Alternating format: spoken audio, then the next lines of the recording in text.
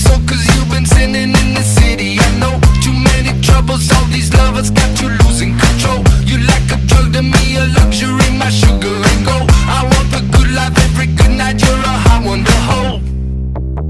Cause you don't even know, I can make your hands clap. Said I can make your hands clap.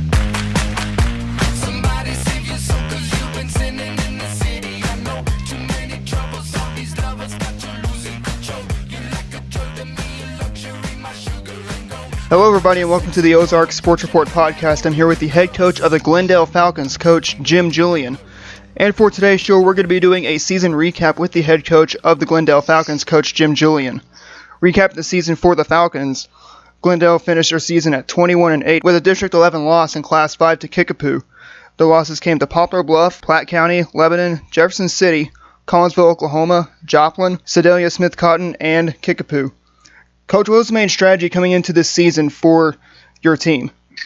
I just thought this season, if we could come together as a team, get good leadership, and, hustle and play the game the right way. I thought we had some talent, just a matter of, gaining varsity experience. A lot of these guys had a good JV year last year, but didn't have a lot of varsity experience. And so, I thought that would be a big key, the faster we matured on the varsity level. And these guys worked hard and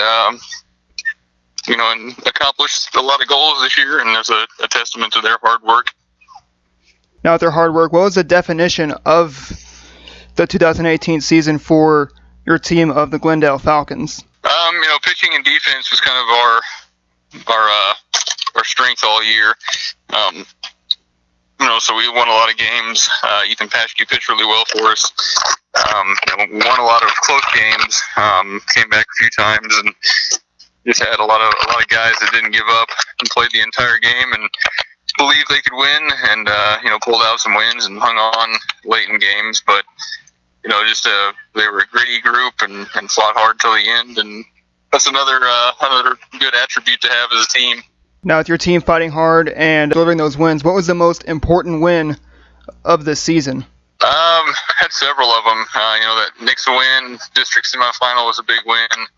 All those games, we beat Kickapoo early in the year. It was a big conference and district win. Ozark win was pretty big win for us in the district. We had quite a few of them, really. Willard, some of those big wins, Lebanon late in the year, some of those tough conference and tough district wins. Now, with that district win, or those important wins, what was the most exciting win of this season? Probably that Ozark. We walked off in the 8th inning. It was a pretty exciting win. Thomas Brand had a base hit to left field. He missed an opportunity early in the year against Poplar Bluff in a similar situation. So it was good for him and good for our guys.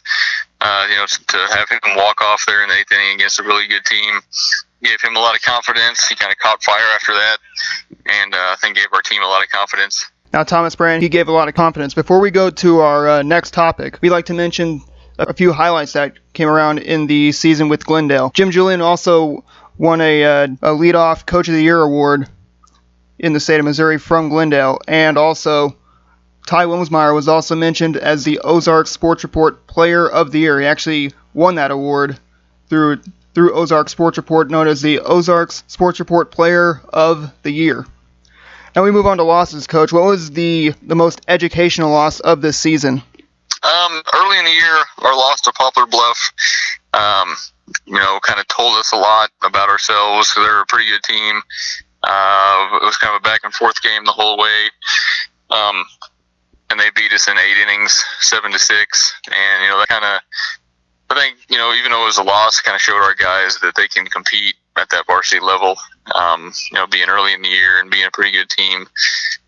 So, if there is any good losses, I guess that may be one. And then late in the year, Joplin got us in the conference. We had a chance to win the conference that night in Joplin, but we didn't do a couple things offensively that we should have done a better job of execution-wise, and they took advantage of it and beat us 4-3. So late in the year, you never want to lose a game, but if we can learn from a loss and kind of use it as motivation and to get better, then, sometimes those things can be a good thing.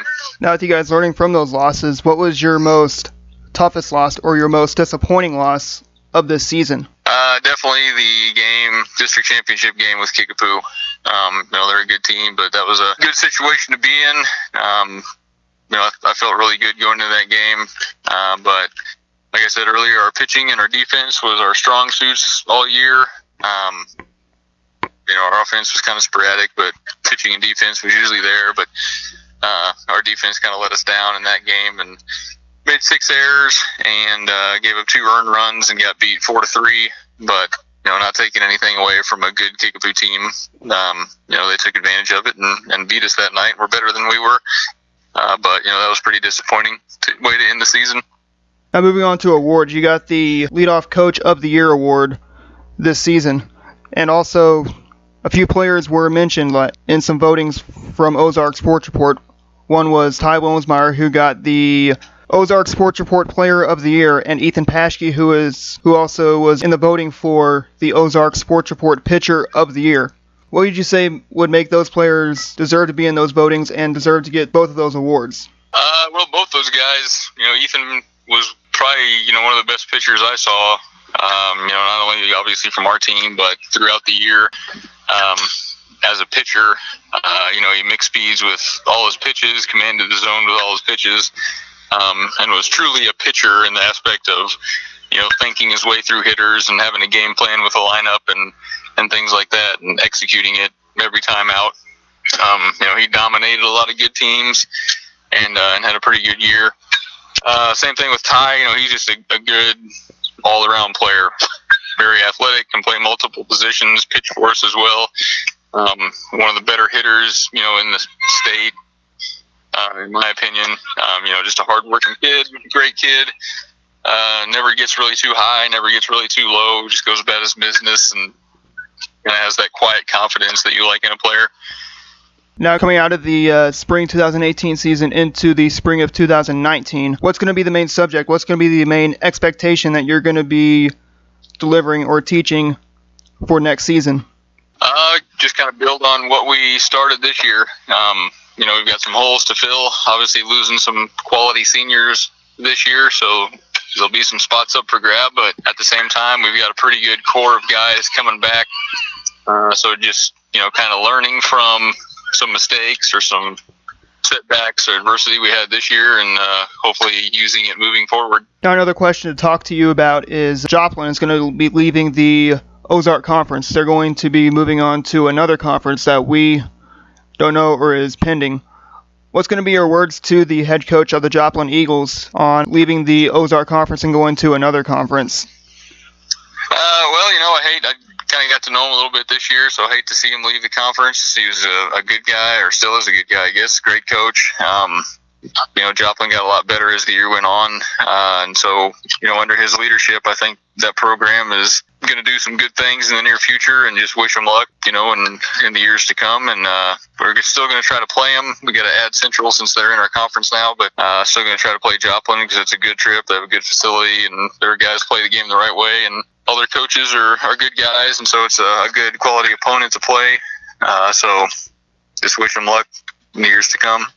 Now, have you had any final words to say to the coaches that you guys played and the coach at Kickapoo of Mason Hauser that you guys played at the end of the season? What would your words be to the head coaches that you guys played and the head coach of the Kickapoo Chiefs, Coach Jason Hauser?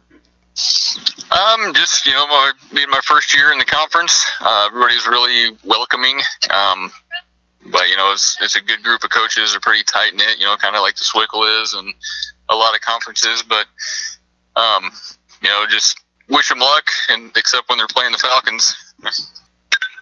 Okay, that's going to wrap up our show for today. We hope you enjoyed our show, and we hope you enjoyed us sitting down with the head coach of the Glendale Falcons, Coach Jim Julian. If you want to stay connected with them through their social media, be sure to like them on Facebook, follow them on Twitter. Check out their website. Their website is at glendalebaseball.weebly.com. Once again, that's at glendalebaseball.weebly.com. And if you want to stay connected with us through our social media, be sure to like us on Facebook, follow us on Twitter, subscribe to our YouTube channel, and check out our website. Our website is ozarksportsreport.wixsite.com/Ozarks Sports Report. Also to mention that Coach Jim Julian is in the running for the Ozarks Sports Report Coach of the Year. So anybody who is from Glendale or anywhere from around the Ozarks, please go on Twitter and vote for Coach Jim Julian for Coach of the Year. So for one final time, I want to say thank you to the head coach of the Glendale Falcons, Coach Jim Julian. We want to congratulate him on a great season, and we hope to see you guys in the next show. Have a good day, everybody.